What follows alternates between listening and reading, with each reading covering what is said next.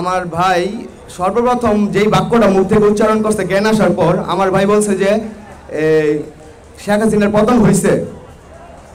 ও এরকম মৃত্যু সজ্জা একটা অবস্থায় থাকাকালীন ও এই প্রশ্নটা করছে, ওর সেন্সের মধ্যে তখন এই প্রশ্নটাই ঘুরতেছিল।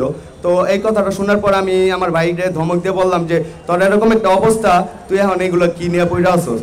তো আমার ভাই বলতেছে যে তুই একটু আমার ভাইয়া খোঁজ নিয়ে আমার জানা, আমার একটু জানা তাদের। প্রায় 40 মিনিট ঘন্টাখানিক পর আমি আবার গেছি আমার এক ফ্রেন্ডের কাছ থেকে যাই, ফেসবুকে দেখছি যে শেখ হাসিনা পদত্যাগ করে দেশ ছেড়ে পালাইছে।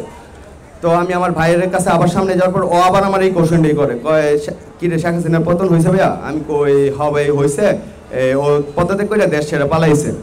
তো এই কথাটা আমি বলার পর তো আমার ভাইয়ের শেষ হাসি, এই কথাটা বলার পর ও বলছে যে যাক আলহামদুলিল্লাহ, এই কথাটা বলে একটা মুচকি হাসি দিছে। এইটাই আমার ভাইয়ের জীবনের শেষ হাসি ছিল। এইটাই আমার ভাইয়ের জীবনে আমার দেখার শেষ হাসি ছিল। আর কিছু এরপরেও তো বিভিন্ন মৃত্যু যন্ত্রণার সাথে বিভিন্নভাবে ব্যথা অনেক, এরপর থেকে আর কি ওর ব্যথা, পেটে ব্যথা, বুক ব্যথা, সারা শরীর ব্যথা। এরপরে আমার বলছে যে ভাই আমার অপারেশনটা ঠিকঠাক মতো হয় নাই, আমি আর বাঁচবো না। আমি বিশ্বাস করি না এই কথাটা আমি আমার ভাইয়ের। তো আমার ডাক্তাররা বলছে অপারেশন সাকসেসফুল হয়েছে, ইনশাল্লাহ তোমার ভাই সুস্থ হয়ে যাইব। তা আমি ওইটাই বিশ্বাস করছি। তো আমি আমার ভাইয়ের কথাটার গুরুত্ব দিই নাই। আমার আর কিছু বলার মতো কোনো ভাষা পাইতাছি না। তো আমার ভাই সত্যিকারের দেশপ্রেমিক ছিল।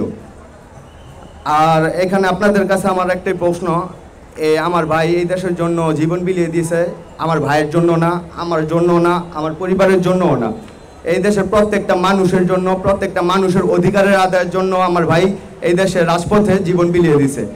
তো সবাই আমার ভাইয়ের জন্য দোয়া করবেন। আমার ভাই যেন আল্লাহ পাক মহান রাব্বুল আলামিন যেন আমার ভাইকে শহীদ মর্যাদা দান করেন এবং আমার ভাইকে জান্নাতুল ফেরদাউসের উচ্চ মাকাম দান করেন। সবাই আমার ভাইয়ের জন্য দোয়া করবেন।